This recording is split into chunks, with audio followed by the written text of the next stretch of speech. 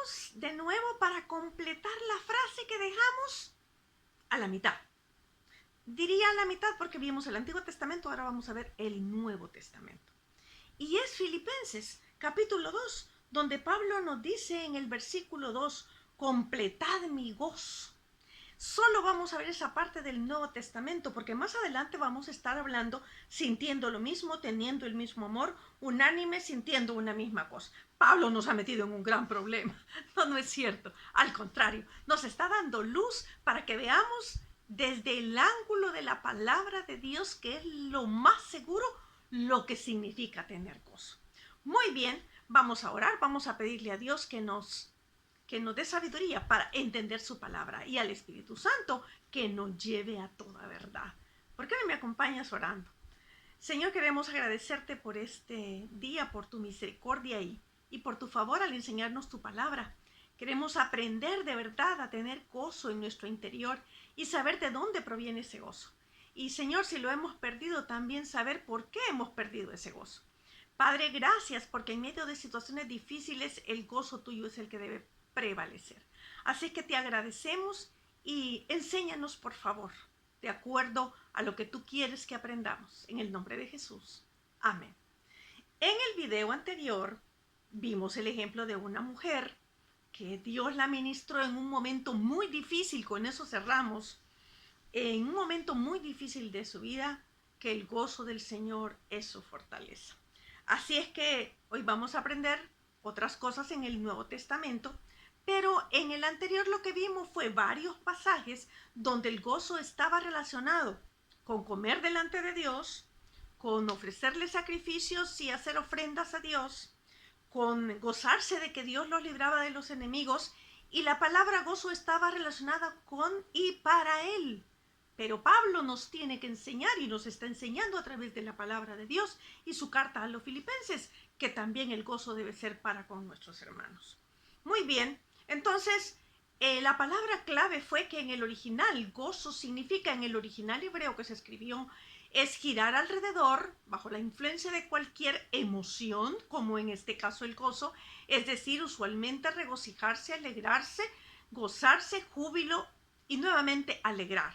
Aquí la estamos viendo en el griego, pero tiene el mismo significado. Ok, entonces eso es lo que tuvimos en el video anterior.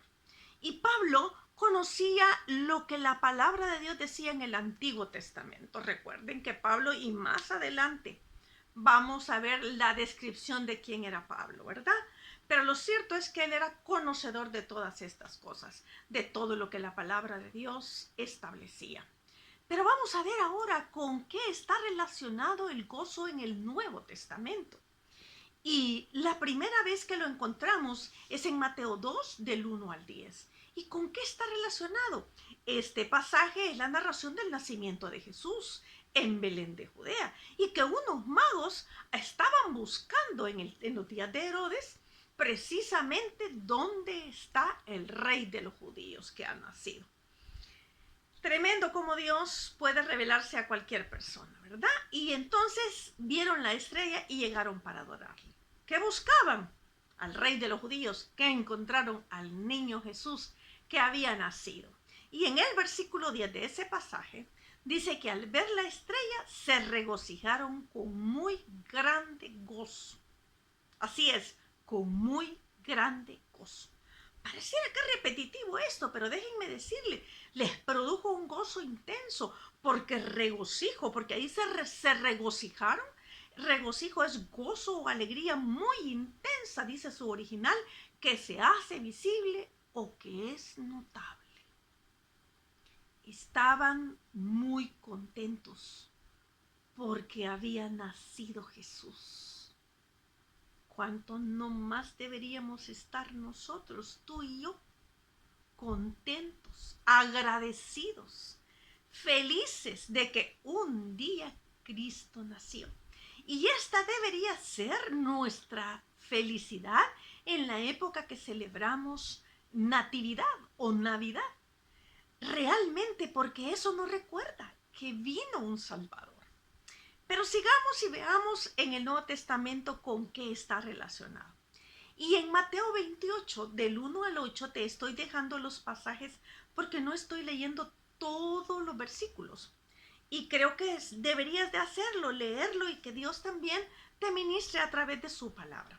Dice, pasado el día de reposo al amanecer del primer día de la semana, vinieron María Magdalena y la otra María a ver el sepulcro. Jesús había muerto y estaba enterrado. Y hubo un gran terremoto porque un ángel del Señor descendió del cielo y llegando removió la piedra y se sentó sobre ella. Su aspecto era como de un relámpago y su vestido blanco como la nieve. Y de miedo él y los guardias temblaron y se quedaron como muertos. Mas el ángel respondiendo dijo a las mujeres que habían llegado: no temáis vosotras, porque yo sé que buscáis a Jesús, el que fue crucificado. No está aquí, pues ha resucitado como dijo. Venid, ve del lugar donde fue puesto el Señor, e id pronto y decid a sus discípulos que ha resucitado de los muertos. Y he aquí va delante de vosotros a Galilea. Ahí le veréis. He aquí os lo he dicho. Este pasaje nos muestra esa parte. María Magdalena y la otra María, pasado el día de reposo, llegaron al sepulcro donde lo habían colocado. Esperaban a ver el cuerpo inerte de aquel que tanto amaban. Pero lo cierto es que había resucitado. Y esto, ¿saben qué les produjo? Dice el versículo 8. Entonces ellas, saliendo del sepulcro con temor y gran gozo, fueron corriendo a dar las nuevas a sus discípulos. Qué tremendo otro motivo para gozarnos, para regocijarnos, recordar que un día Él nació, pero que también resucitó, que vino con un objetivo, lo cumplió, y que hoy, tú y yo, de verdad tenemos algo tan maravilloso dentro de nuestras vidas, porque Él nació, vivió, murió, fue sepultado, resucitó al tercer día y ahora se encuentra en los cielos, preparando lugar para sus hijos. Esto es lo que realmente sucedió. Gran gozo.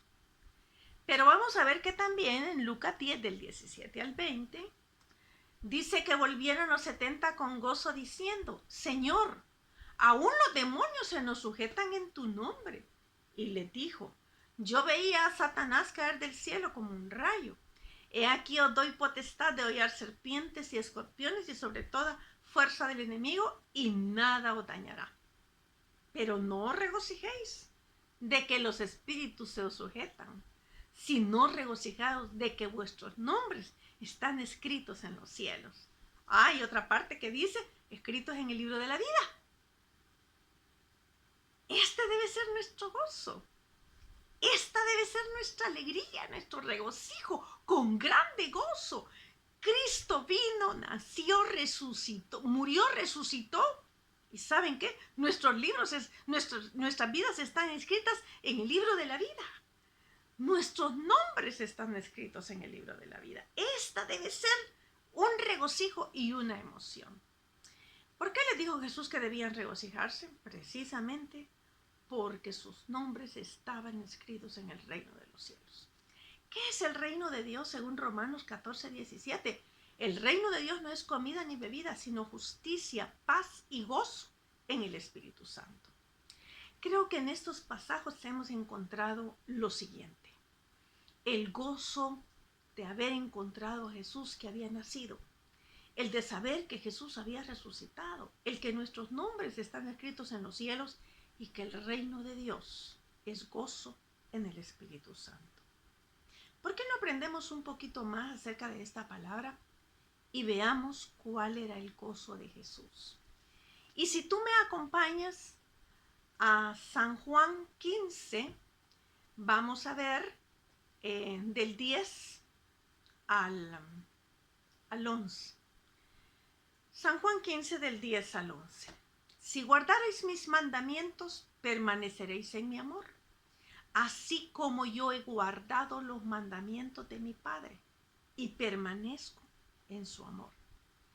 Estas cosas os he hablado para que mi gozo esté en vosotros y vuestro gozo sea cumplido. Jesús había cumplido, guardando los mandamientos, permaneciendo en el amor de su Padre. Y ahora permanecía en su amor. Y todo esto nos traslada a un gozo que es a través de Él, pero que está en nosotros. Pero vamos a ver en Lucas 15, del 4 al 7, según estos versículos, nos va a enseñar cuál es el motivo del gozo de Jesús.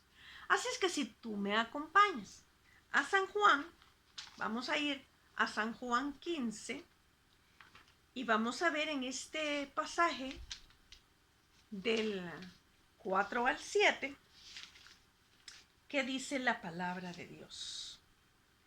Del 4 al 7. Y dice la palabra de Dios en Lucas 15. Lucas 15, del 4 al 7. ¿Qué hombre de vosotros, teniendo 100 ovejas, si pierde una de ellas, no deja las 99 en el desierto y va tras la que se perdió hasta encontrarla?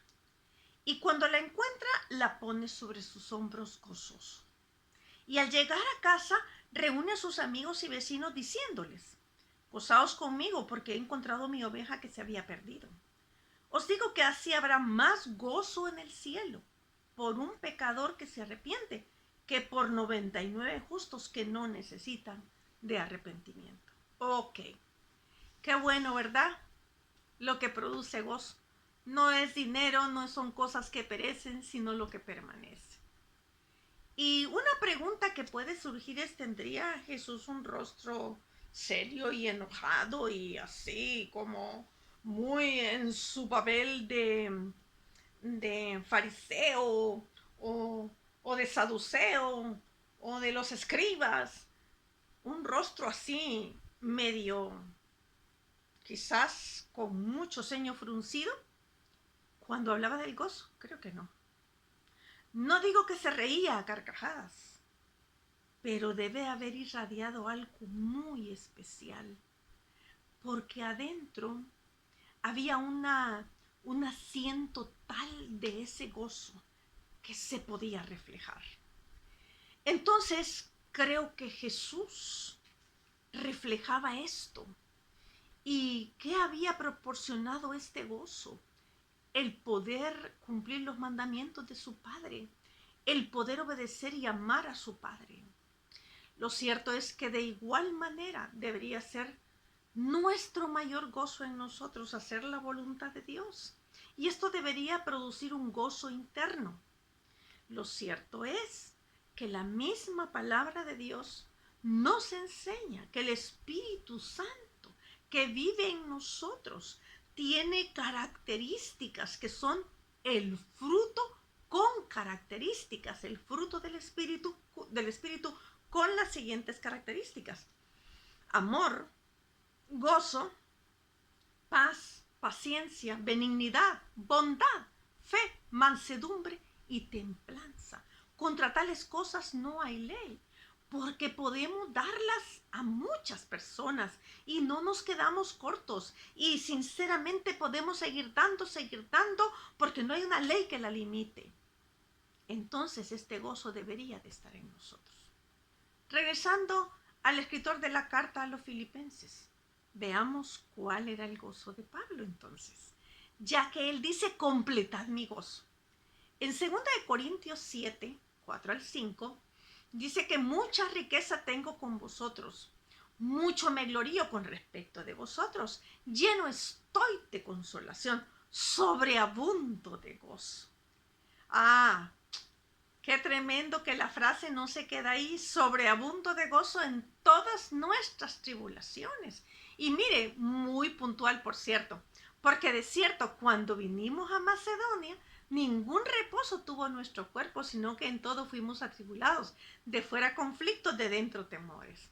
Pero Dios, que consuela a los humildes, nos consoló con la venida de Tito, y no solo con su venida, haciéndonos saber vuestro gran afecto, vuestro llanto, vuestra solicitud por mí, de manera que me regocijé aún más. Ah, Pablo sabía lo que era el gozo y lo que era el regocijo. ¿Por qué no podemos saberlo nosotros? Claro que sí. Nos está enseñando el Señor cómo debemos tenerlo. Pablo sobreabundaba de gozo. Y sobreabundar es tener algo en exceso, es rebosar. Pablo nos anima en el Nuevo Testamento a regocijarnos otra vez. Y cuando dice estas palabras se encuentra en condiciones no muy placenteras, como la cárcel. Y no olvidemos que también con un aguijón en la carne, un mensajero de Satanás que lo abofeteaba. Vamos a ver que Pablo entonces está diciendo, aún en medio de la cárcel, regocijaos en el Señor. Siempre, otra vez os digo, regocijaos, que es parte de la carta a los Filipenses y que lo veremos más adelante, ese punto tan, pero tan profundo que Pablo habla. Eso vamos a hablar cuando lleguemos al capítulo 4, porque apenas estamos en el capítulo 2. Después de haber entendido lo que significa gozo, puede surgir una pregunta y puede surgirnos preguntas. Y la pregunta que yo te quiero hacer, no para que me la contestes a mí, sino para que te la hagas personalmente, y yo he tenido que hacérmela algunas veces.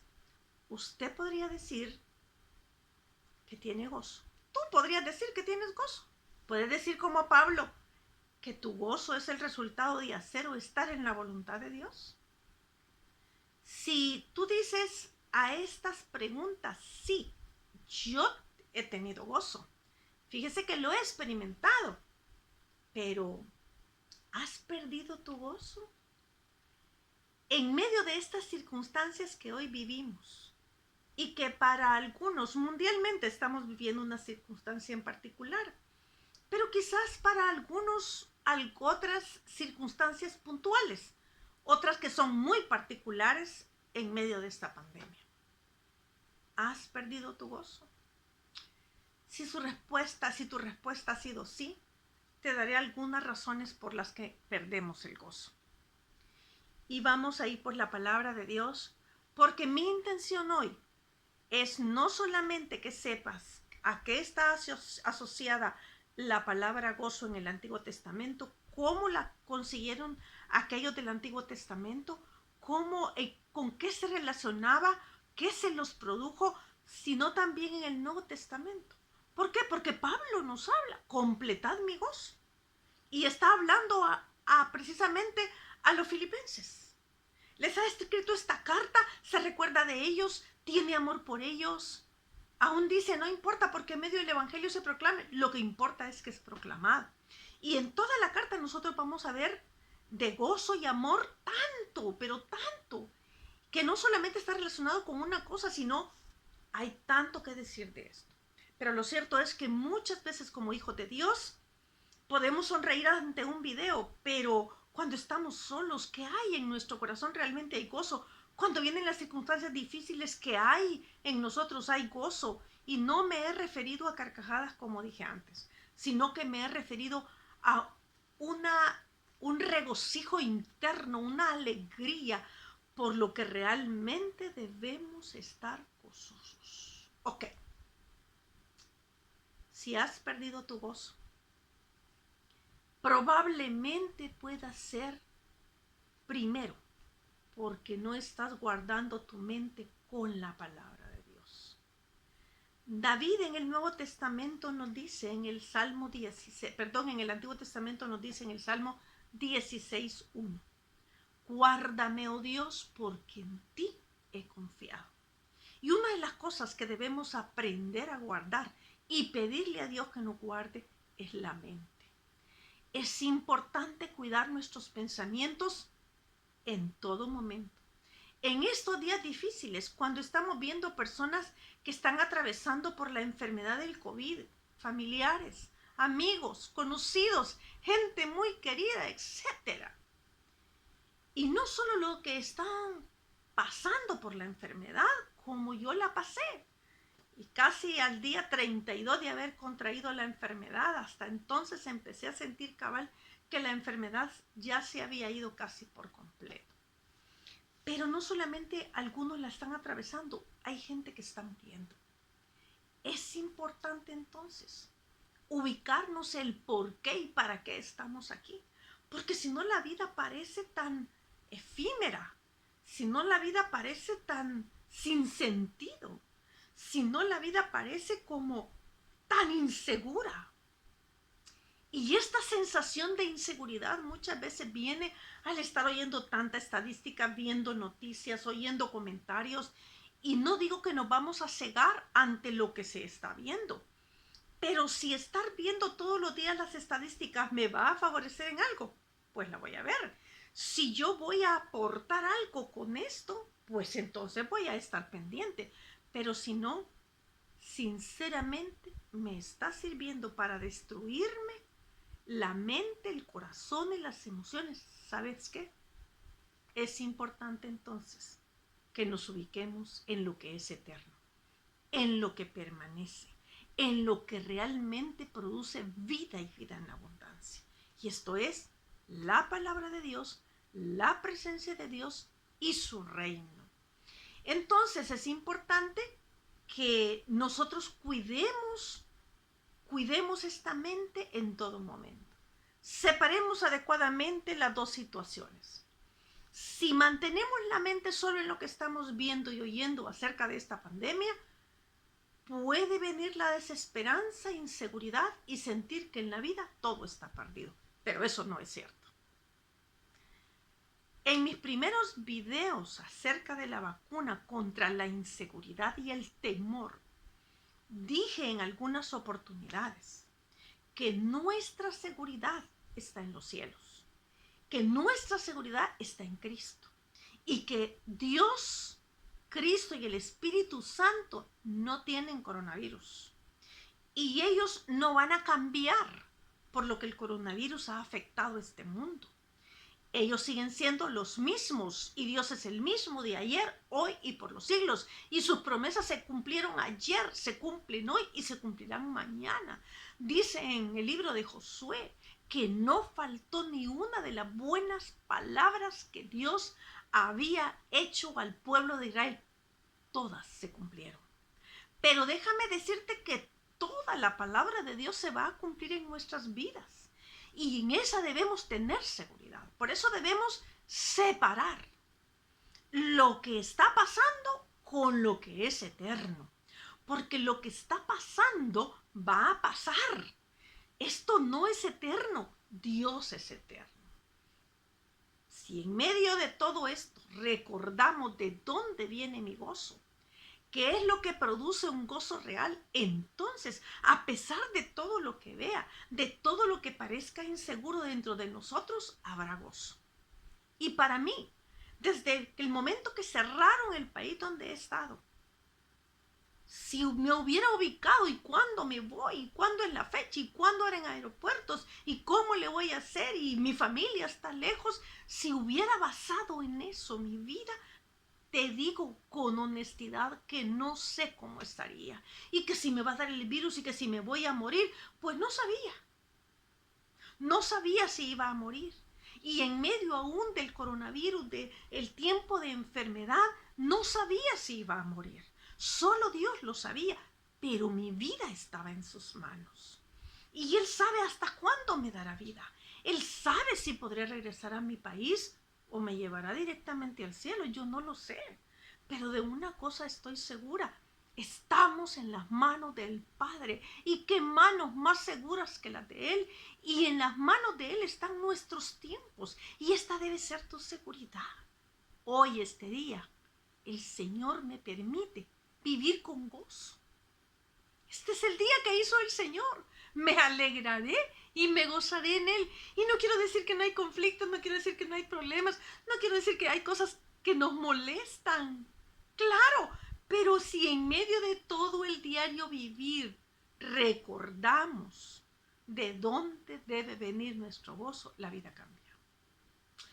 ¿Y cuáles son las cosas más importantes y eternas? Bueno, recordar que Cristo nació, resucitó, ahora está en los cielos preparando lugar para cada uno de nosotros, que a través de Él tuvimos salvación y vida eterna, que Dios tuvo tan grande misericordia que envió a su Hijo a morir en mi lugar, y que mi nombre y tu nombre está escrito en el libro de la vida.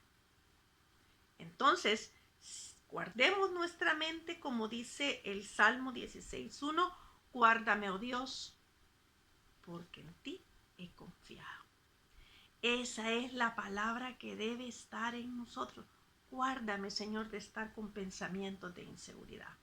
Pero también perdemos el gozo por centrarnos en nosotros y no en el plan o la meta de Dios y en su reino que permanece para siempre.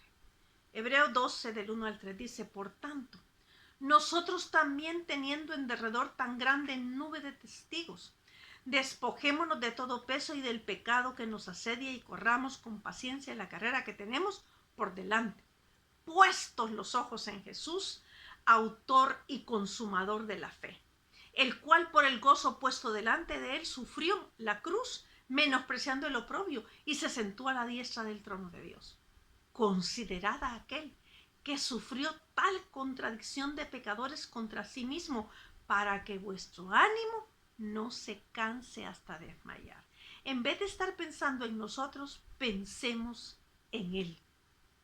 Pongamos la mirada en Él. Porque cuando ponemos la mirada en Él, todo lo demás carece de la gran importancia que a veces le hemos dado y que no es eterno. Todo tiene su importancia, por supuesto, pero a veces estamos dándole una importancia desmedida a las cosas. Entonces pongamos la mirada en Jesús, y en 2 de Corintios 4:18 dice que no mirando nosotros las cosas que se ven, sino las que no se ven, porque las cosas que se ven son temporales, pero las que no se ven son eternas. La ropa un día ya no va a estar. Las joyas un día no van a estar. Los títulos, esos no nos los vamos a llevar. La cocina que mantenemos tan limpia, y qué bueno, ¿verdad? Que la mantenemos tan limpia, tan bonita, que hasta brilla, se va a ir. Los hijos que amamos un día ya no van a estar, porque nosotros nos habremos ido o ellos se habrán ido antes que nosotros. El carro que tanto nos costó, bueno, un día ya no va a estar, porque todo esto perece. Pero lo que permanece es la palabra de Dios, es nuestra intimidad con Él, es nuestra relación con Él. Su reino es eterno. Todo lo que estamos haciendo por la obra de Dios, eso es eterno. Las almas que han llegado a los caminos del Señor porque les hemos compartido el Evangelio, son eternas. En eso debemos centrar nuestra mirada, en vez de estar tanto centrados en nosotros. Todo eso que mencioné, que no es Dios y su palabra, son temporales. ¿Por qué no aprendemos a ubicarnos en la palabra de Dios? Y no quiero decir que no vamos a cuidar de nuestras cosas y que no vamos a amar a nuestros hijos y a la gente que tanto apreciamos. Lo que digo es que a veces no estamos dando la importancia de vida a lo que realmente lo tiene, a lo eterno.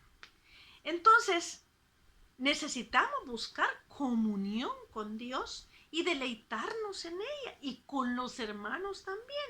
Y David en el mismo Salmo 16 dice, para los santos que están en la tierra y para los íntegros es toda mi complacencia. Y se está refiriendo a los hermanos en Cristo.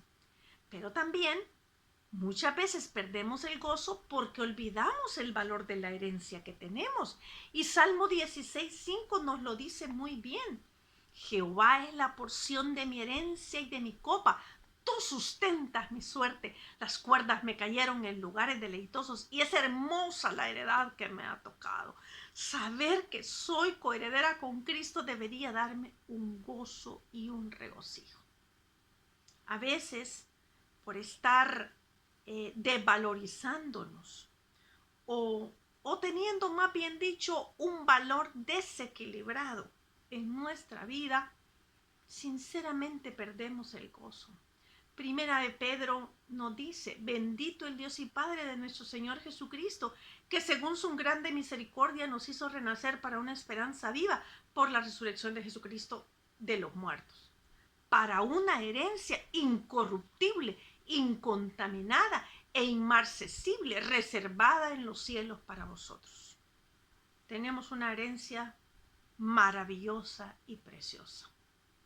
Y también, cuando ya hemos llegado a un punto donde ya no podemos, no estamos buscando el consejo de Dios y de su palabra. Por eso a veces hemos perdido el gozo. Y el Salmo 16:7, David nos dice: bendeciré a Jehová que me aconseja, aún en las noches me enseña mi conciencia.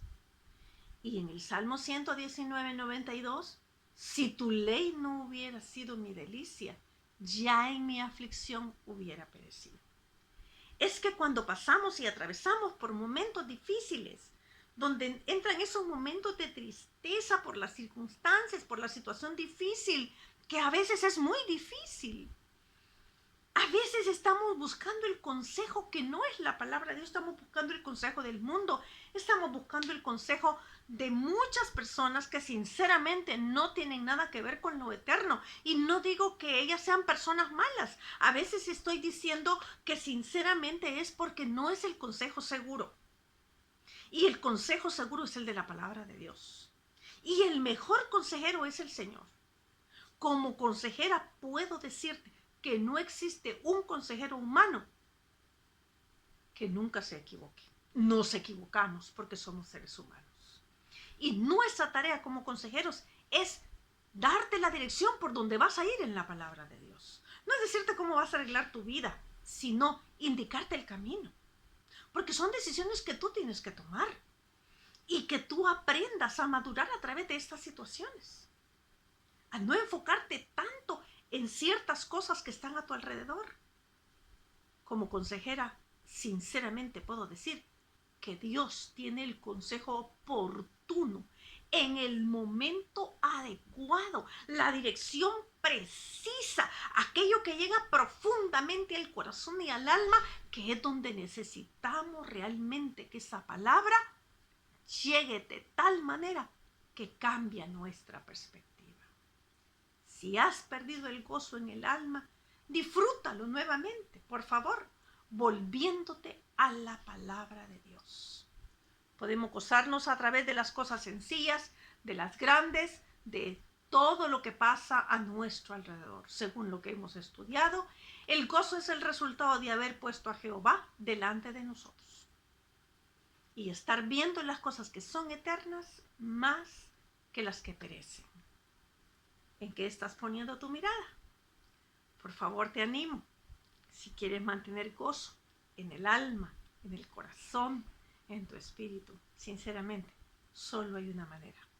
Vuélvete a Dios, a su palabra, guarda tu mente, guarda tu corazón, no te enfoques tanto en ti mismo y de esta manera nos unimos con Pablo y completamos el gozo de Pablo. Completemos nosotros el gozo del Señor, teniendo deleite delante de Él. Y como resultado, podemos ver esto tan imperativo que dice en 1 Tesalonicenses 5:16. Estad siempre gozosos. Se puede. Dios puede en nosotros. Estad siempre gozosos. Que Dios te bendiga. Vamos a seguir con nuestro hermano Pablo, que escribe la carta a los filipenses desde la cárcel en Roma. Y estaremos viendo en el siguiente video, sintiendo lo mismo, teniendo el mismo amor, unánime, sintiendo una misma cosa. Y Pablo nos irá mostrando también, nuestro hermano Pablo, que hay cosas que también no debemos hacer y cómo las debemos hacer. Continúa conmigo estudiando la carta a los filipenses. Déjame orar para despedirnos. Padre, gracias, porque el gozo lo produces tú, porque viene de ti, se trata de ti y a nosotros nos toca practicar, desarrollar este gozo a través de lo que tu palabra establece y quitando de nuestra vida el egoísmo, el egocentrismo, centrado tanto en nosotros a veces o en las circunstancias que hemos perdido el gozo. Gracias, Señor, por la oportunidad de aprender en el nombre de Jesús. Amén. Por favor, a trabajar en el gozo. Que Dios te bendiga. Nos vemos en el próximo video. Ha sido un gusto estar contigo.